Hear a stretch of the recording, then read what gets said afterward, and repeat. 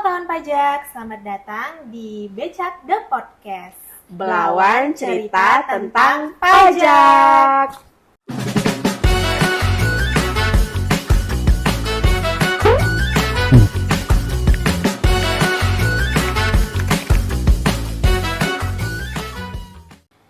Halo kawan pajak, selamat datang di Becak The Podcast, episode ke-7. Kawan pajak, hari ini kita akan membahas topik yang masih hangat-hangatnya nih. Karena pada podcast kita sebelumnya, di episode ke-6, kami telah membahas mengenai topik ini, yaitu tentang Cortex. Nah, kawan pajak mungkin sebelumnya sudah pernah mendengar ya, bahwa akan terjadi perubahan dalam sistem perpajakan kita. Dan kita akan memasuki era tersebut. Nah, implementasinya sendiri akan dimulai di pertengahan tahun 2024. Kawan pajak, sebelum kita membahas lebih dalam nih mengenai Cortex hari ini, khususnya di proses bisnis pembayaran, dan kawan pajak pasti ingin tahu ya, sebenarnya apa sih Cortex itu, terus sistem baru apa sih yang akan digunakan DJP, dan apa efeknya ke kawan pajak semua. Nah, tentunya saya tidak sendiri ya dalam podcast hari ini. Saya akan ditemani oleh narasumber kita. Ada Kak Rahma. Nia. Halo Kak Rahma, apa kabarnya Kak Rahma? Alhamdulillah baik Kak Nia. Halo kawan pajak semua. Udah siap ya Kak ya? Ya, kita bahas sedikit nantilah ya. Jadi hari ini kita akan membahas mengenai sistem perpajakan yang baru atau disebut Cortex. Ya. Nah, nanti kita akan kupas tuntas seperti apa sih Cortex itu, sistem baru seperti apa yang akan digunakan DJP, dan apa efeknya ke kawan pajak semua ya Kak ya. Kawan pajak. Oke. Ya. Nah, jadi hari ini kita bincang-bincang santai aja lah ya Kak. Iya benar. Tapi BTW, Kak Nia apa kabarnya nih? Kayaknya semangat kali ya. Oh, sehat luar biasa Kak, semangat terus ya Kak ya. Iya. Harus semangat pagi walaupun sore-sore Iya, nih Kak. benar. Iya, kawan pajak juga harus semangat ya. Semangat juga menyambut weekend ya Kak. Ini kan hari Jumat kan ya. Iya benar Kak. Dan menerima materi kita semoga semangat nih. Semangat dah. Namanya ini apa ya, informasi baru untuk sistem perpajakan di Indonesia Kak. Benar Kak. Mungkin tadi seperti yang sudah saya bilang, mungkin kawan pajak nih sebenarnya mungkin udah pernah lihat di IG Live atau podcast kita mengenai Cortex di seri proses bisnis registrasi ya Kak ya. Jadi sebelum kita lebih dalam lagi nih ke dalam proses bisnis pembayaran, karena hari ini kita akan membahas mengenai proses bisnis pembayaran. Tentunya masih ada mungkin beberapa kawan pajak nih Kak yang belum tahu apa sih Cortex itu, seperti apa sistem yang akan kita gunakan di era baru nantinya ke depannya Kak. Boleh dijelaskan nggak Kak ke kawan pajak? Oke Kak Nia, jadi sebelumnya kan kawan pajak ini kita di awal mau disclaimer dulu. Jadi memang si Cortex ini kan masih dalam tahap pengembangan, karena mungkin kita akan implementasi itu di 1 Juli ya Kak ya. Jadi ini kita mau disclaimer dulu di awal bahwasanya si Cortex ini kan masih dalam tahap pengembangan. Bisa saja nanti informasi yang kita sampaikan pada hari ini, pada saat ini itu bisa aja terjadi perubahan atau pengembangan sesuai dengan pengembangan sistem itu sendiri atau peraturan perpajakan. Jadi bisa jadi hal-hal yang kita sampaikan di hari ini itu existingnya sekarang dengan saat ini dengan nanti implementasinya bisa mungkin ada perubahan sesuai dengan aturan dan pengembangan sistem itu sendiri gitu Kak. Oke Kak, berarti nanti implementasinya sendiri dimulai pertengahan tahun 2024. Iya benar Kak. Dan sistem kita masih dalam proses pengembangan ya Kak ya. Jadi ini masih memang tahap pengembangan. Jadi kita memang kayak mau disclaimer dulu nih di awal. Jadi ini informasi yang harus kita sampaikan, tapi dalam tahap pengembangan itu sendiri gitu kan, nanti bisa jadi ya Kak, ada hal-hal yang memang berubah sesuai dengan pengembangan sistem dan peraturan perpajakan yang diberlakukan gitu Kak. Oke Kak, jadi kan boleh dikatakan nih Kak, per 1 Juli 2024 sistem kita akan bertransformasi nih dari dengan implementasi sistem yang baru dimulai dengan Cortex ini. Nah, dari tadi nih Kak, kita udah sebutkan ya Kak, Cortex. Nah, boleh dijelaskan nggak sih Kak, apa sih sebenarnya Cortex itu? Ya benar. Jadi Cortex itu kan seperti namanya ya Kak, ada core dan text. Nah core itu kan sebenarnya inti ya artinya. Cortex itu kan perpajakan. Jadi sebenarnya ini adalah sistem inti perpajakan, sistem inti administrasi perpajakan gitu. Jadi maksudnya ini kita mau menuju gitu ya, menuju suatu sistem, suatu era sistem yang baru tentang perubahan inti perpajakan itu sendiri, perubahan inti administrasi perpajakan itu sendiri gitu. Jadi nanti ada suatu sistem yang baru untuk untuk pengembangan pajak di Indonesia gitu. Jadi sesuai namanya Cortex gitu, Kak. Oke, Kak. Jadi nanti dia itu akan tujuannya ya, Kak ya. Tujuannya itu mungkin bukan mungkin ya, tapi akan memberikan, kita ingatnya mantap. Kita ingatnya mantap ya. Ada tujuannya mantap, ada mudah, andal, terintegrasi, akurat dan pasti. Jadi kita ingatnya mantap gitu. Jadi ada 5 ya tujuannya itu, kita singkat dengan mantap. Ada mudah, andal, terintegrasi, akurat dan pasti gitu, Kak. Jadi dengan harapan si Cortex ini memberikan si mantap ini gitu kepada kawan pajak semua gitu, Kak. Nah, berarti ya Kak, diharapkan sistem baru, sistem utama ya Cortex tadi, sistem utama ini dapat memberikan layanan-layanan yang mantap. Semoga aja ya Kak, kawan pajak semua akan dipermudah dengan layanan yang tujuannya memberikan kemudahan itu ya, Kak, gitu ya, benar. Tadi mudah, andal, terintegrasi, akurat dan pasti gitu. Nah, selanjutnya Kak, boleh jelaskan nggak ya Kak, apa sih manfaat-manfaat yang akan manfaat-manfaat dari Cortex ini sehingga bisa dikatakan memberikan layanan yang mantap tadi itu Kak? Oh ya, jadi sebenarnya kan kita sebenarnya udah mulai masuk di era transisi. Nah, kalau kawan pajak ingat gitu ya, bukan ingat ya, kalau sedang menuju sana, kan kita ini sekarang sudah digaung-gaungkan bahwasanya NIK jadi NPWP. Nah, ini salah satunya Kak. Ini adalah salah satunya kita menuju Cortex gitu kan. Jadi kita kayak cuman ada satu number gitu ya. Jadi single number, identifying number gitu kan. Dan itu kan mempermudah gitu. Jadi nanti diharapkan gitu kan ada manfaat-manfaat lain gitu, atau ada kawan pajak ini bisa menerima manfaat lain dari salah satunya gitu kan. Si NIK tadi udah jadi NPWP. Kan itu udah lebih mudah ya karena cuma ada satu nomor gitu kan. Nah, kita udah mulai itu ya. Udah mulai gitu kan. Iya, walaupun nanti memang implementasinya insya Allah itu akan kita jalankan di 1 Juli 2024. Mudah-mudahan tidak ada kendala dan kita bisa implementasikan di situ. Nah, jadi kalau secara garis besar nih ya kawan pajak, itu ada empat manfaat yang bisa kita rasakan nantinya gitu kan. Yang pertama itu adalah layanan dapat diakses dari berbagai pilihan saluran atau yang kita sebut nanti adalah omni channel gitu ya. Dan dapat dilayani di seluruh KPP gitu kan, karena kalau selama ini kan terbatas di KPP terdaftar gitu, nanti tidak ada gitu. Jadi kita omni channel dan borderless gitu ya. Jadi dapat diakses dari mana aja dan di KPP mana aja gitu.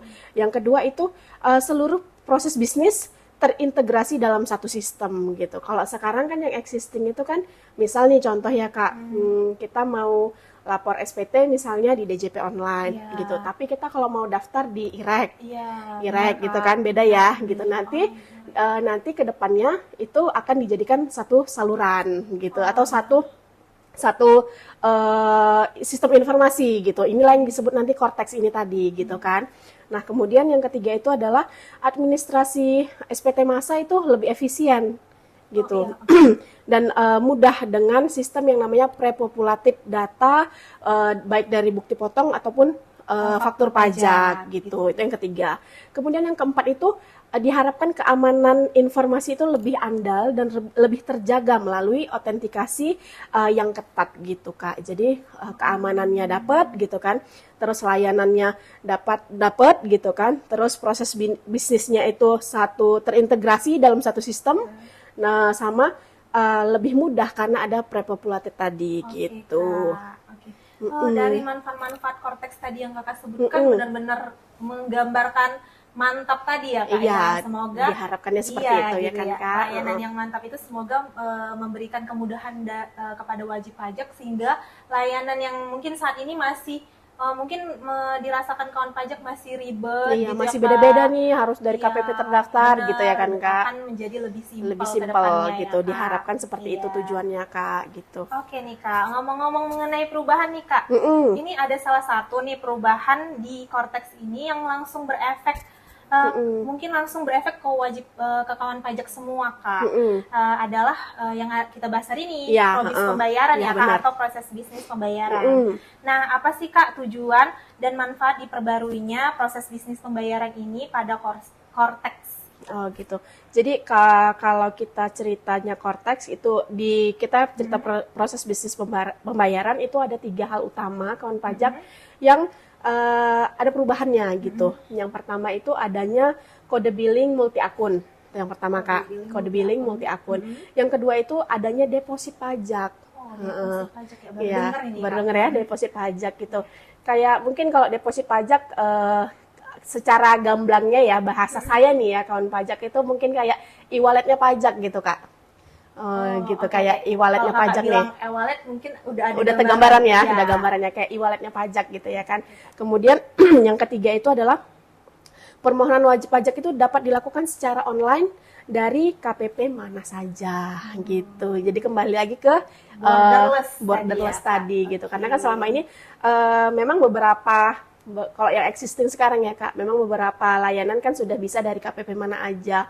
Cuman kan selebihnya gitu ya masih banyak yang harus dari KPP terdaftarnya Masih cetak gitu. ulang aja sih Kak ya Iya, sekarang ini cetak ya, ulang cetak atau ulang pemindahan. pemindahan atau mungkin minta EVIN yang sudah pernah aktivasi. Oh Nah, iya, itu kan betul. bisa ya Kak Masih ya. terbatas ya, Iya, Kak, ya. masih terbatas. Jadi nanti diharapkan dengan Cortex ini kawan pajak itu bisa mendapatkan layanan perpajakan itu dari KPP mana saja gitu. Kak. Jadi prinsipnya tadi adalah borderless itu gitu. Jadi memudahkan kalau kawan pajak alamatnya misalkan waktu pada saat buat NPWP kan misalnya di Medan gitu ya. Ternyata kerjanya di Jawa atau di Pulau Jawa atau di Jakarta atau di mana aja gitu ya.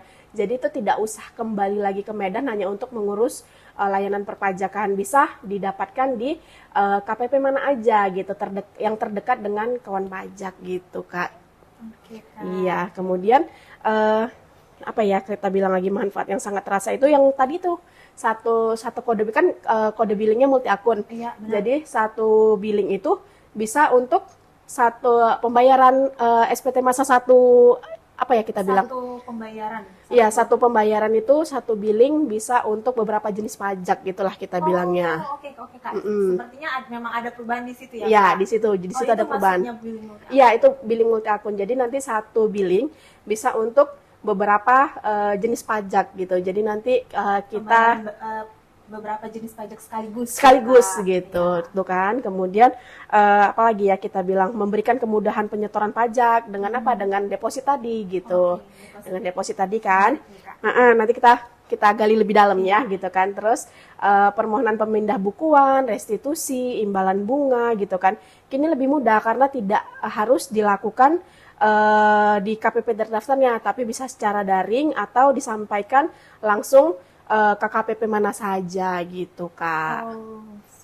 Dari manfaat tadi Iya. memang benar-benar memudahkan kawan Iya pajak gitu. ya, Jadi Kak, maksudnya ya. kita Cortex ini adalah memberikan layanan terbaik untuk kawan pajak semua gitu sih Kak.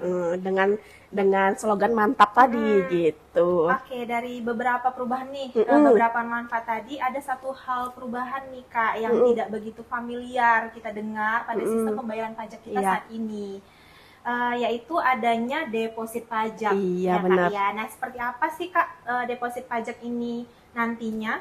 Boleh dijelaskan Oke. Kak? Jadi deposit pajak ini kayak saya bilang tadi kan kalau bahasa gamblangnya ya bahasa saya itu kayak e-walletnya pajak gitu Benar. Kak. Jadi itu kita seperti memasukkan dana dulu tuh di situ gitu kan. Kemudian kita ada dananya di situ. Nah tujuannya itu apa kan gitu? Tujuan dana itu di situ agar kita tuh terhindar dari keterlambatan bayar. Ketika kita tidak terlambat bayar kan berarti tidak ada sanksi administrasi terkait kita terlambat bayar tadi gitu. Dan selanjutnya ketika kita sudah melunasi atau kita mengisi deposit tadi gitu kan. Nah, itu saldo depositnya itu kalau mencukupi itu akan langsung bisa melunasi pembayaran atau utang pajak dan itu dianggap lapor gitu Kak.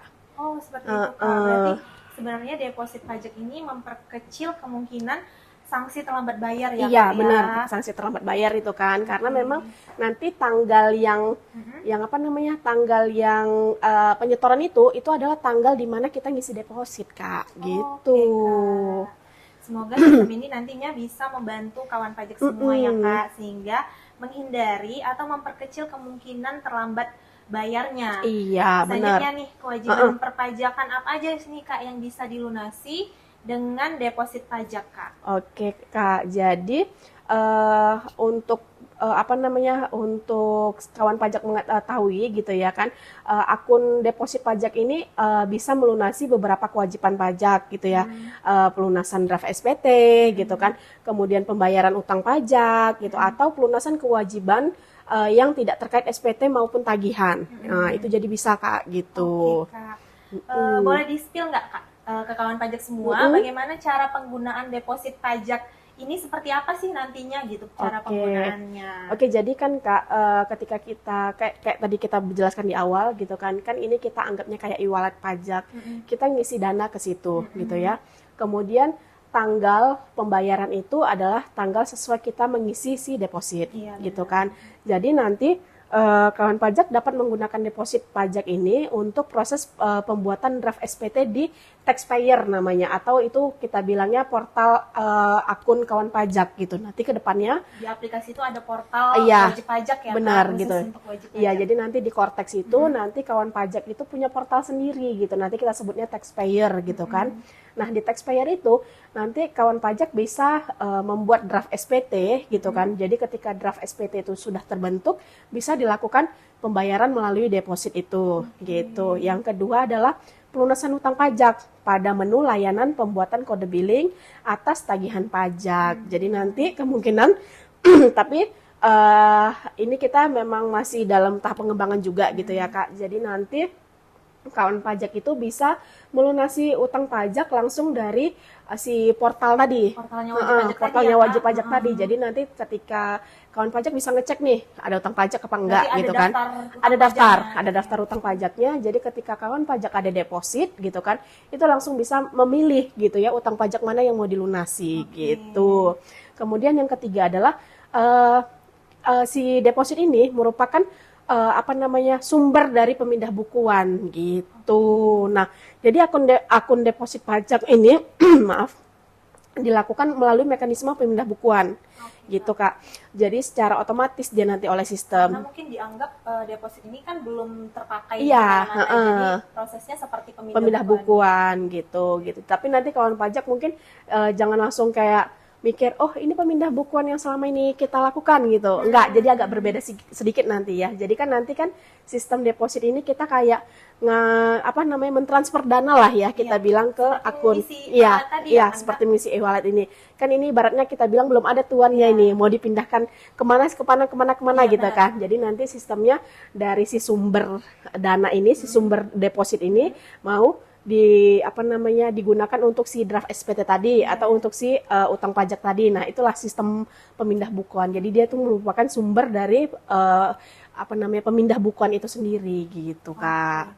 Nah, jadi nanti kan kawan pajak jangan khawatir gitu kan kita ngisi deposit kan mungkin bisa lebih dari sekali ya. Jadi nanti sistemnya itu FIFO Kak, first in first out. Jadi nanti ketika kawan pajak misalnya ngisi dana di e-wallet tadi kan, di deposit pajak tadi misalkan kita bilang 1 juta, kemudian kawan pajak ngisi lagi 1 juta gitu. Nanti yang duluan dipakai adalah yang pertama kali diisi kalau memang saldonya masih ada gitu Kak. Jadi nanti jangan takut, lah aku baru bayar sekarang gitu, gimana nih untuk melunasi ini gitu. Tapi nanti kalau masih ada dana yang di deposit pertama kita, maka tanggal pelunasannya dianggap waktu kita deposit yang pertama gitu Kak. Dia benar-benar yang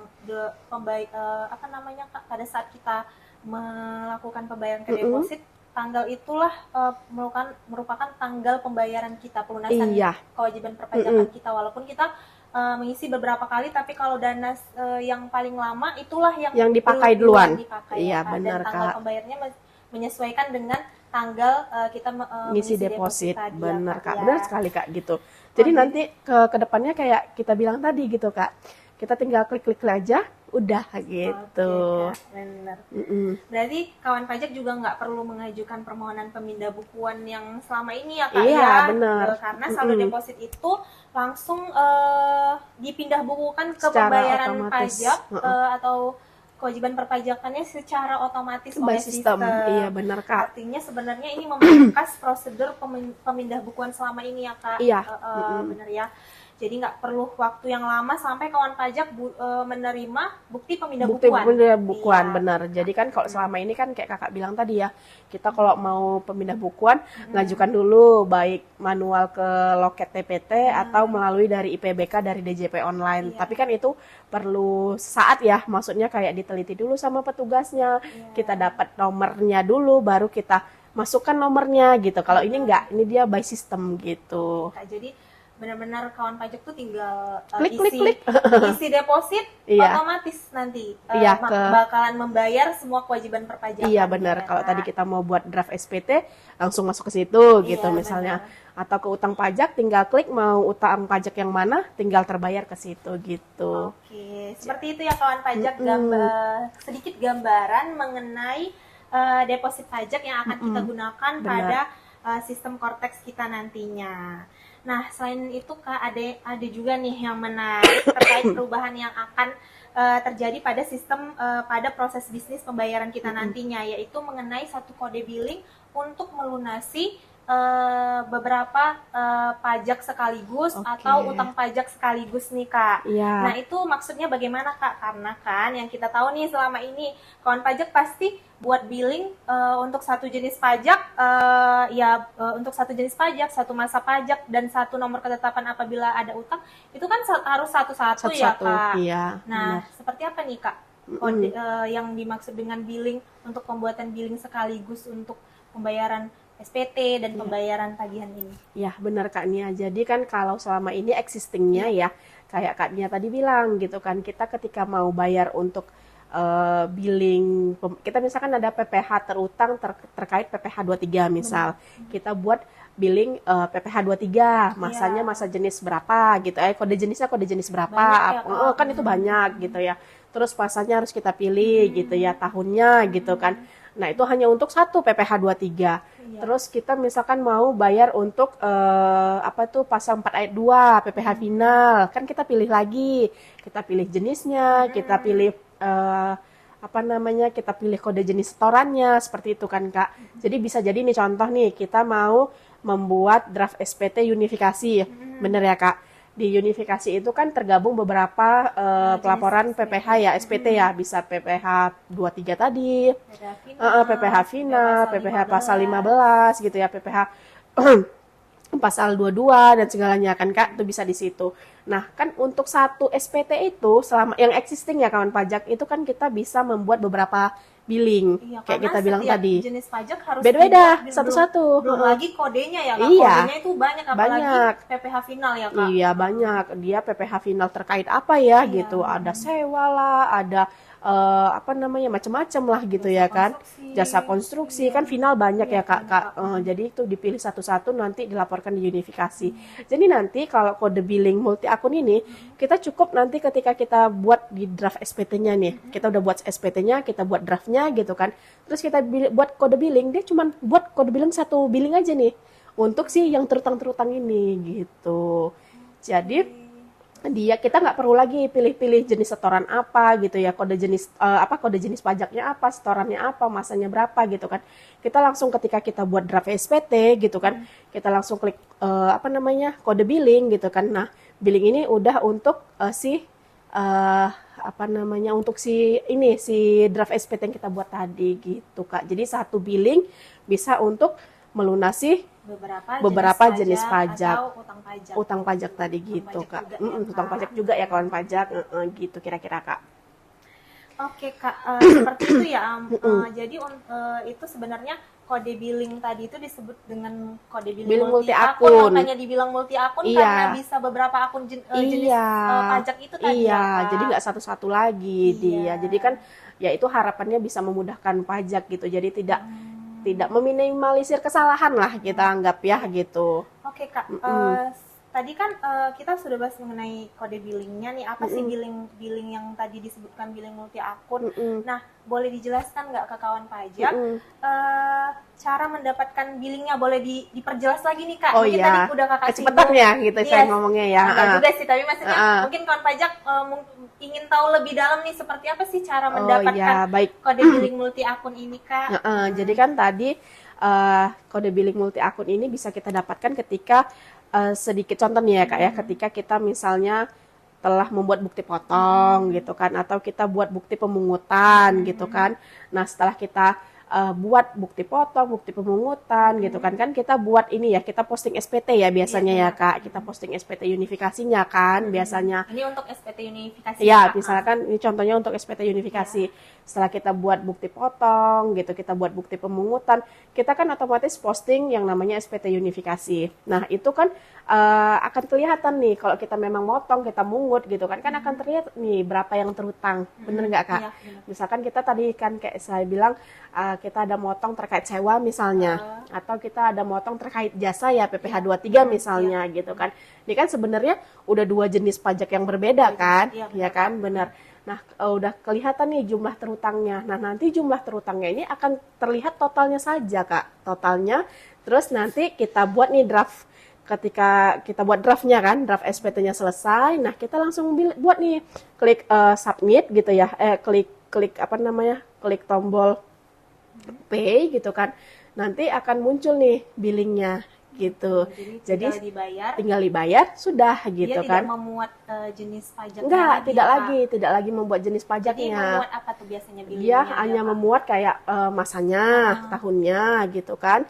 Jadi dia tidak lagi mengikat kepada apa namanya jenis pajak dan jenis setorannya. Iya, jadi hanya kayak nominalnya berapa gitu kan, apa namanya mata uangnya gitu kan, dia terus masa aktifnya gitu Kak. Itu ya Kak, berarti KJS dan KAP-nya itu dihilangkan ya, gitu. Jadi tetap dia itulah yang namanya multi akun tadi Kak. Jadi dia tidak terkait, karena kan selama ini banyak ya kawan pajak yang salah akhirnya melakukan pemindah bukuan. Karena apa? Karena memang saking banyaknya kode jenis setoran dan jenis pajak itu gitu. Jadi nanti diharapkan dengan apa namanya, dengan kode billing multi akun ini meminimalisir kesalahan-kesalahan tersebut gitu Kak. Tapi mungkin kawan pajak mungkin ada yang ini nih bingung kenapa ada deposit, ada billing. Tapi sebenarnya saat pembayaran itu sistem akan mengecek terlebih dahulu ya Kak.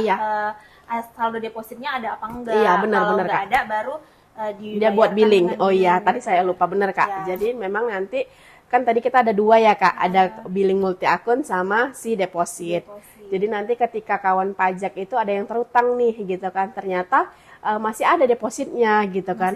Masih ada deposit. Masih ada deposit. Nah, itu akan bisa dilunasi melalui deposit gitu kan. Tapi kalau misalkan nanti saldonya tidak cukup, itu nanti ada pilihan. Ada pilihan gitu Kak. Pilihan untuk membuat billing. Iya, untuk membuat billing seperti itu Kak. Oke Kak, jadi memang sistem itu nih kawan pajak dia akan mengecek dulu nih saldo deposit kawan pajak masih ya Kak, masih mencukupi atau enggak untuk membayar kewajiban perpajakannya atau enggak. Kalau misalnya tidak mencukupi atau kurang, kita akan diarahkan untuk membuat kode billing ya Kak ya. Jadi opsi pembayarnya bisa menggunakan billing. Namun tadi seperti yang sudah dijelaskan Kak Rahma nih kawan pajak, jadi billing multi akun ini cukup berbeda ya Kak dengan billing existing sekarang, karena tadi KAP dan kode akun pajak dan kode setorannya itu nggak ada ya Kak. Jadi hanya terikat ke masa aktif, atau tahun pajak, kemudian nominalnya, terus masa aktifnya gitu kan, nilai mata uangnya ya, dia mau gitu dibayar ya, pakai apa gitu kan. Gitu jadi sih, artinya kalau deposit pajak kawan pajak, oh ya satu lagi nih Kak, kalau misalnya deposit kawan pajak kurang, maka kan nggak bisa dibayar dengan deposit. Tapi apa bisa deposit dicampur nih Kak, pembayarannya deposit dengan billing. Oh, jadi keinget saya kan kalau bisa ya Kak ya. Boleh sebut merek nggak nih? Nggak boleh ya, maaf kawan pajak ya. Ya salah satu e-wallet ya, salah satu e-wallet gitu ya. Itu bisa dicampur ya pembayarannya misalkan masih ada saldonya, terus sisanya misalkan tunai atau menggunakan yang lain gitu ya. Jadi sekarang ini gitu ya, tapi kita nggak tahu ke depannya karena memang ini masih dalam tahap pengembangan ya kawan pajak. Kalau sekarang ini adalah ketika misalnya kawan pajak di SPT-nya ada terutang, nominal di saldonya ternyata tidak, di saldo depositnya ternyata tidak mencukupi. Nah, itu kawan pajak akan langsung diarahkan membuat kode billing. Jadi untuk sementara ini memang tidak bisa memilih setengah-setengah. Jadi nanti kalau memang kurang, itu akan diarahkan untuk membuat kode billing multi akun tadi, Kak. Lalu untuk terkait pelaporan SPT nih, Kak. Tadi kan udah buat billing nih. Nantinya kan pasti dapat NTPN ya, Kak?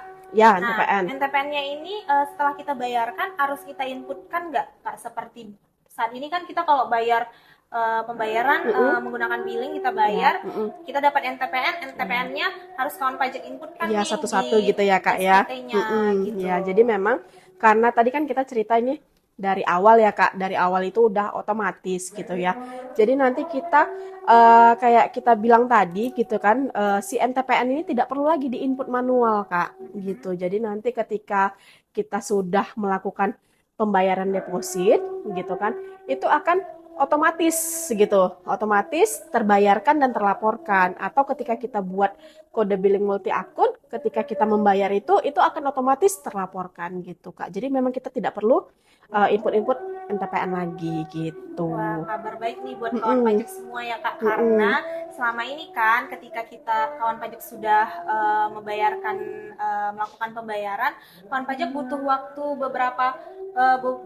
beberapa saat atau beberapa lama untuk menginput NTPN-nya, karena kan biasanya nggak bisa langsung otomatis input, karena menunggu pembayaran itu masuk ke DJP ya, Kak ya. Biasanya gitu ya. Belum lagi ketika diinput misalnya Salah salah nih, Kak. input nih, Kak, sehingga tidak ditemukan. Iya, ya. bener. Antara Iya. 0 dengan O misalnya. Apalagi kalau NTPN-nya banyak kan Iya, ya, Kak. gitu. Bener, ya. Nah, pertanyaan selanjutnya nih, Kak.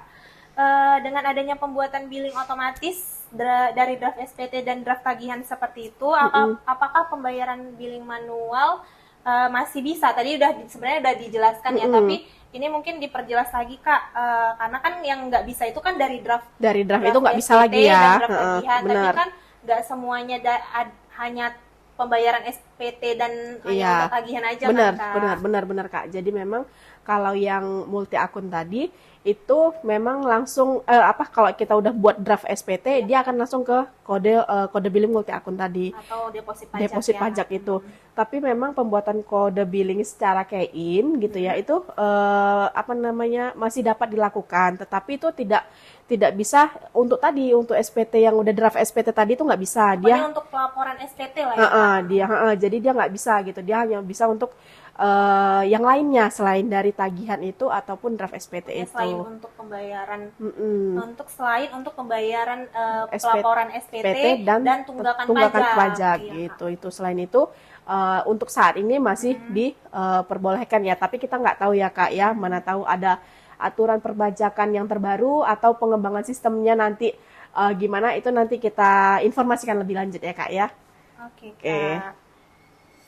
Oh iya benar. Jadi untuk pembuatan kode billing terkait SPT kan tadi aksesnya langsung dari saat wajib pajak membuat draft SPT untuk pembuatan kode billing dan terkait tagihan juga seperti itu ya, Kak ya. Aksesnya melalui layanan di portal wajib pajak di daftar tagihan tadi ya, Kak ya. Langsung, Kak. Nah, jadi nggak perlu lagi nih kawan pajak buat billing manual atau key-in.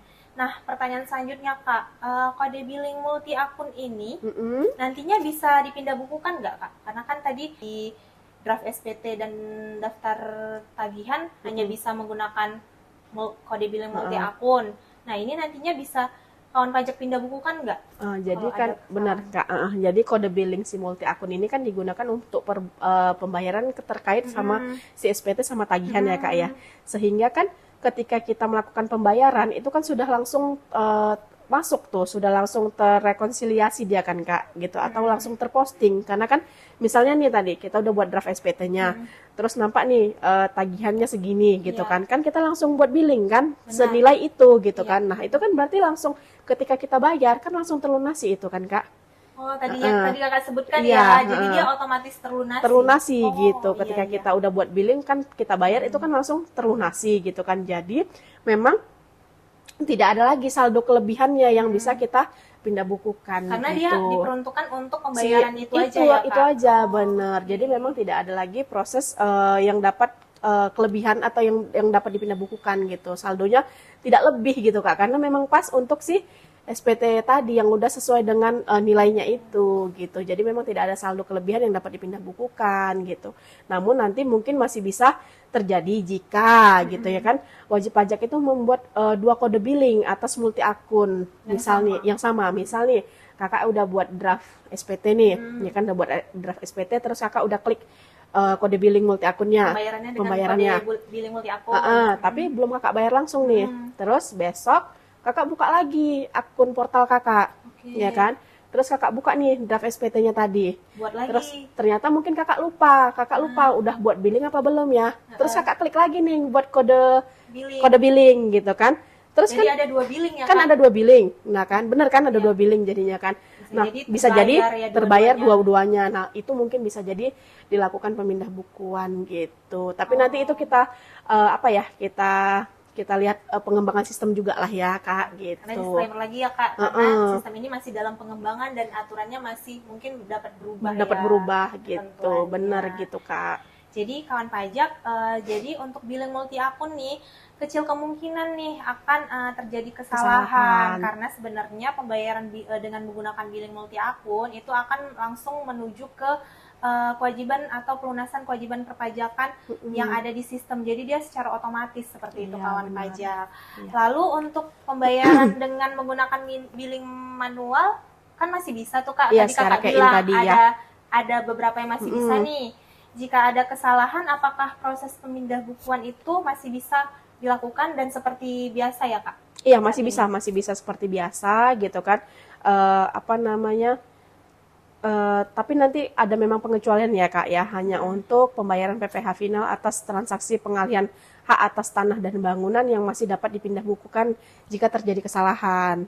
Nah selebihnya itu kan karena memang tadi sudah melalui kayak kita bilang tadi ya di awal kalau memang dia sudah dari draft SPT itu memang tidak bisa dilakukan pemindah bukuan Kak gitu. Kecuali untuk PPh final pengalihan hak atas tanah dan bangunan. Kalau ada kesalahan masih boleh Dia pakai billing kayak ini ya Kak? Iya, dia karena kan buat billingnya kan masih kayak manual gitu ya. Jadi untuk itu masih diperbolehkan gitu Kak. Jadi nanti prosedur pemindah bukuannya itu dapat diajukan secara online oleh kawan pajak semua gitu kan melalui taxpayer portalnya nanti gitu kan atau portal kawan pajak lah nanti kan ketika nanti sudah di launching atau mengirimkan permohonannya secara langsung ke KPP terdekat Kak, kembali lagi ke KPP terdekat gitu atau dapat juga mengirimkan melalui pos tapi kalau pos ke KPP terdaftarnya gitu Kak. Kalau pos tetap ke KPP terdaftar ya Kak, tapi kalau online-nya dari portal. Kalau mau langsung bisa ke KPP terdekat, atau melalui pos dia ke KPP terdaftar gitu. Kak. Baik Kak, berarti ini yang kakak sebutkan tadi itu berarti salah satu manfaat Cortex tadi ya Kak, yang borderless dan omnichannel. Artinya bisa disampaikan di KPP mana aja dan bisa melalui apa aja gitu, bisa dari melalui saluran apa aja, bisa online dari portal wajib pajak, bisa secara langsung ke KPP terdekat dan bisa lewat counter ya, call ke kering pajak. Iya, nanti kita bahayakan, benar. Artinya untuk permohonan pemindah bukuan pengajuannya tidak terbatas hanya di KPP terdaftar saja ya Kak ya. Kak. Jadi kalau kawan pajak nih sedang di luar kota dan tiba-tiba memang butuh banget nih untuk melakukan pemindah bukuan, nah kawan pajak bisa datang ke KPP terdekat dari kawan pajak seperti itu ya Kak. Benar Kak. Jadi nanti kan seperti tujuannya tadi kan borderless, omnichannel gitu ya. Jadi memang tidak hanya terbatas di permohonan sebenarnya tidak hanya terbatas di permohonan pemindah bukuan saja sih Kak gitu ya. Jadi layanan-layanan administrasi perpajakan lainnya nanti insya Allah gitu kan akan borderless juga gitu. Jadi nggak hanya permohonan pemindah bukuan, bisa yang layanan. Perpajakan lainnya juga benar, ya Kak. Iya benar. Jadi nanti yang artinya bisa disampaikan di KPP manapun di seluruh wilayah NKRI gitu ya. Jadi jadi harapannya adalah sangat memudahkan wajib pajak tadi, sangat memudahkan kawan pajak semua ya gitu kan. Dan nantinya juga layanan akan bersifat omnichannel gitu. Omnichannel itu gimana sih gitu. Kita ingatnya 3C aja Kak gitu ya. 3C itu apa tuh? Pertama kita klik, call, counter. Nah, jadi kalau klik kita bisa ngajukannya secara online. Klik ketik aja nih Kak gitu ya. Klik aja gitu kan. Tuh klik. Terus kita bisa call. Kita bisa call, itu artinya kita bisa telepon ke kemana? Ke kering pajak di 1-500-200 gitu kan. Atau kita bisa ke counter.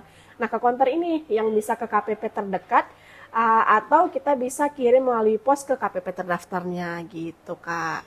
Oke, Kak. Jadi proses bisnis pembayaran seperti tadi kan yang tadi kan Kakak ada sebutkan nih.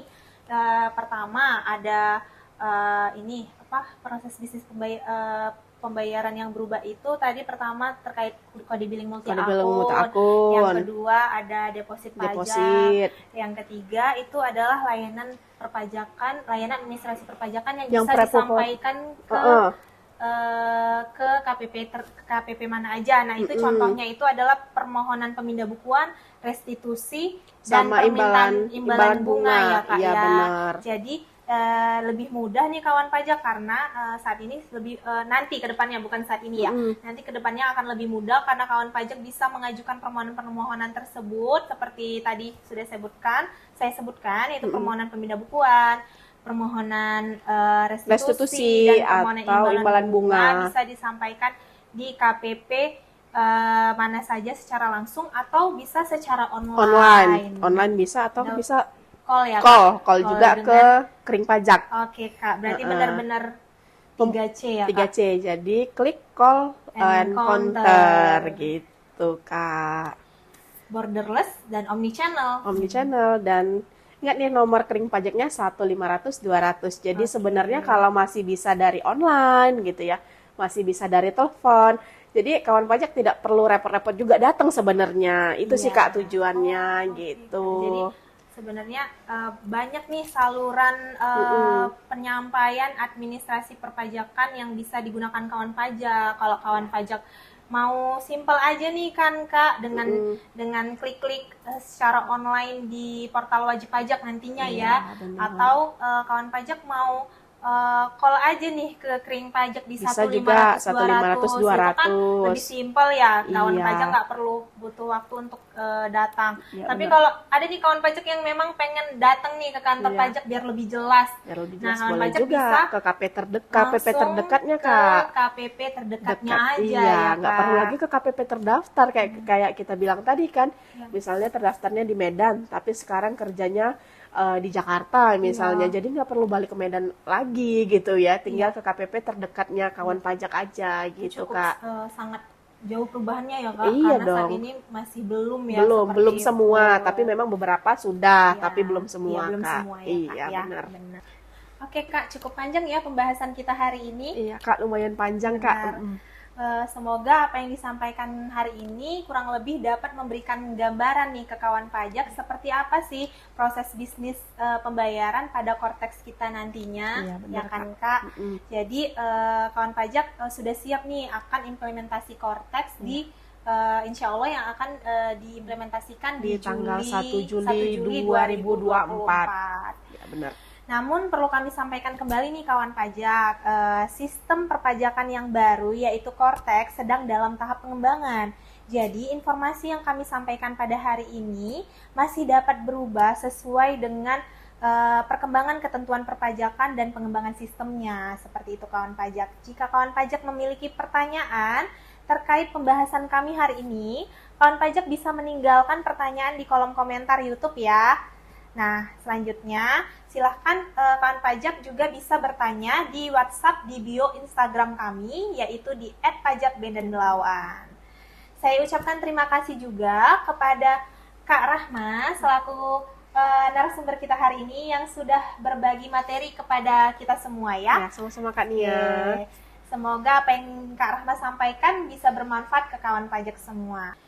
Selanjutnya, jangan lupa juga kawan pajak untuk follow media sosial resmi KPP Pratama Medan Belawan untuk mendapatkan informasi perpajakan dan info pelaksanaan edukasi seperti kelas pajak, IG Live, dan lain-lain. Oke kawan pajak, saya Nia dan Saya Rahma. Pamit undur diri dan sampai jumpa di Becak The Podcast episode selanjutnya. Pajak kuat, APBN sehat.